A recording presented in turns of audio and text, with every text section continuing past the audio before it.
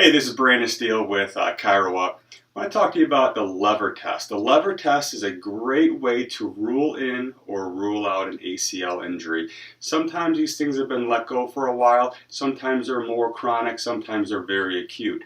In the acute stages, we need to make sure that we have a test to rule in or rule out the possibility of an ACL tear. When we have ACL tears and ruptures, it can be traumatic for the knee because orthopedically it is not sound anymore. So one way to do that is through an MRI, but especially when we need to triage them in our office, we need to have simple go-to tests to make this determination. The lever test is just that. 100% sensitivity and specificity for acute or chronic tears, and definitely with a rupture. I used to do more of the Lockman test and pivot shift test. Now, Lockman test is great, so I have no problems with it. Unfortunately, especially in the acute stages, these patients are very apprehensive. It's like dealing with a shoulder issue. They don't want to let you take your shoulder. So with Lockman's test, you bring them to 20, maybe 30 degrees of flexion. By stabilizing the femur, now you're going to pull up and look for excess translation, anterior translation of the knee. Unfortunately, a lot of times these patients are very apprehensive about doing that procedure, so for the acute cases, it's difficult to get them to relax.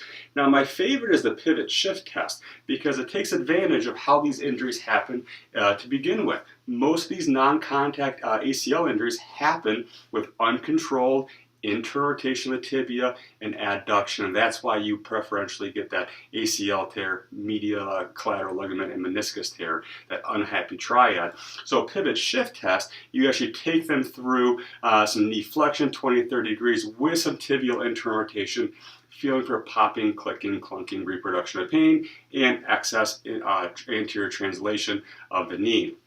Now with the lever test, I like it a little bit more because it's all passive. The patient doesn't have to do anything. So with the lever test, what you're going to do is placing just one fist underneath the calf. I'm going to do it right here on this leg. And when you do that, if the knee's stable, what you can see is that she's going to have that heel above the table. When I push down here, the heel is going to go up. That's what we'd like to see. Unfortunately, in a knee that's ACL deficient, that heel's not going to come up. And that's showing there's no way of that passive restraint. And now we have something we need to take an MRI and consider maybe an orthopedic referral. So once again, placing your fist underneath the heel, and then when you push down the femur, you can see the heel pop up. In an ACL deficient knee, it's not going to pop up. I hope this helps. Here's what ChiroUp has already done. We've already recorded the video in the clinical evaluation section for your review. We've already put it in our clinical form section for your review. So what we do is we take the current research and put it into practice within days, not years.